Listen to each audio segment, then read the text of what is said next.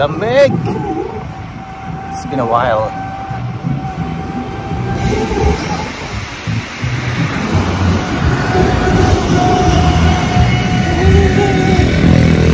Guys, ang tagal-tagal natin bago nakabike ulit. Ngayon lang sinipag bumangon na maaga. Alright, very short ride tayo today. Tagaytay. Pag sinipag, pwede tayo magkalatagan. Alright, papunta na tayo ng Manggahan. Mula dito mga 13K yung Manggahan.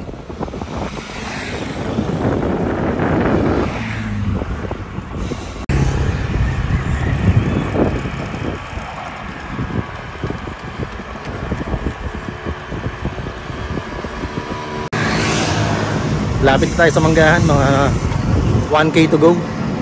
Nadaanan natin si Tito Jelox kanina, nagsisecret training. Ay, dumadami na mga motor. Okay, Manggahan na tayo. Time check, 6:24 AM. 14.6 kilometers. Manggahan. Okay, hindi pa masyadong traffic dito. So kakanan tayo kasi ang plano natin ay sa Concho tayo dadaan, paahon ng Tagaytay. Okay, from here kakanan tayo.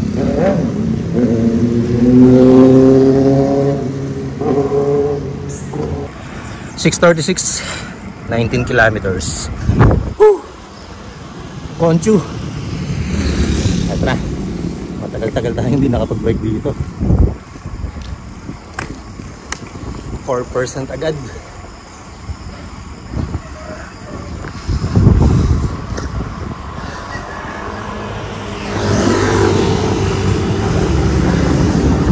Maiksi lang na may ruta natin, mga around 78K balikan. Approaching tayo sa Concho na gym, yung basketball court dito. Climb Pro. May upcoming climb daw, 500 meters. Okay.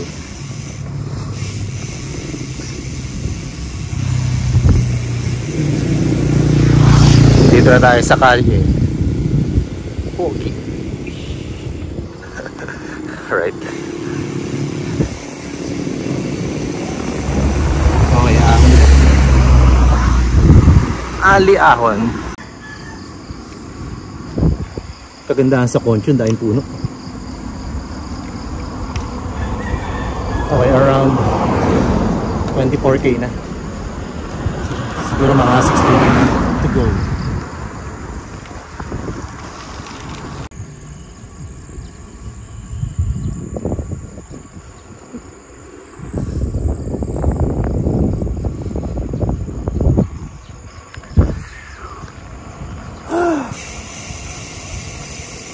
Pagod na ako. Hirap pag walang ensayo. Let's go.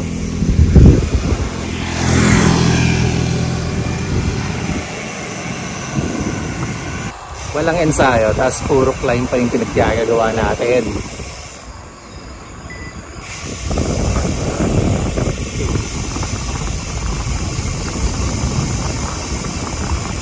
Time check, 6:57 AM. 24.8 kilometers. Baba ng average natin, 19.5. Baba pa ito mamaya. Baka mag-17 lang ito pagdating ng Tagaytay. Okay. Pero pala akong papakita sa inyo dito. May ginagawa ditong structure. For sure, pag natapos na magiging destination to ng mga bikers. Ito.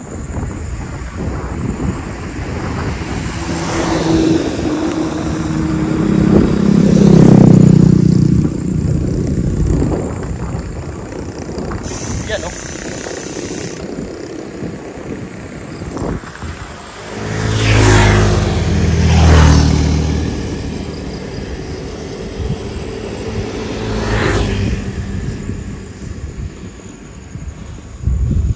Parang nasa finishing stage na eh. You know, yung taas na lang ginagawa.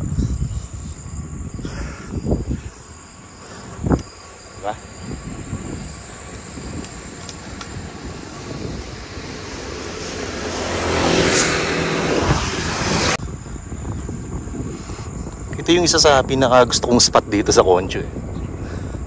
Ayun, ang daming puno ng buko. So medyo malapit na tayo dun sa intersection. Nakalimutan ko itawag.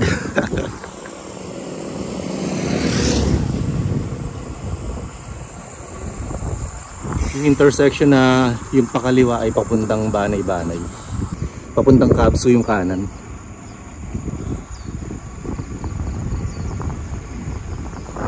Okay, ahon. Okay. Dito na tayo sa Arco. Dito na tayo sa Arco ng Amadeo.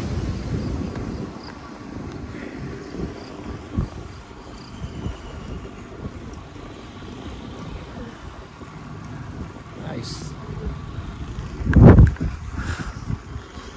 Whew. Time check 7:19. 29.8 kilometers.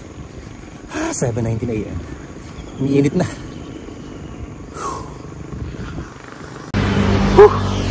Alright, lagpas na tayo ng bayan ng Amadeo, sa simbahan. Malapit na tayo sa Cafe Belardo. So, medyo hirap na rin ako. Hirap talaga pag walang ensayo. So, mukhang hanggang dito lang tayo sa Belardo. Mag-snack lang tayo, then uwi na. Okay, may gagawin pa tayo mamaya. Kaya kailangan din natin umuwi na maaga. Alright? Problema, baka sarado pa yung Belardo kasi 7:37 AM pa lang. Baka 8 kasi yung open nila. Check natin. Okay, yan nga ba sinasabi ko. Average natin 17.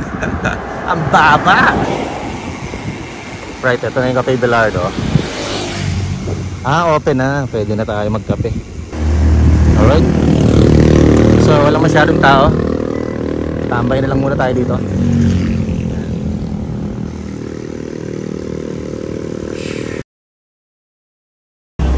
Alright, tapos na tayong kumain.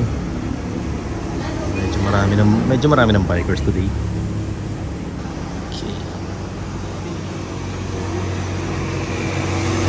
Okay, pahinga lang tayo saglit, then uwi na tayo. Haha! Mainit na kaya nagana tayo face mask. Face mask ba tawag dito? Nagana tayo.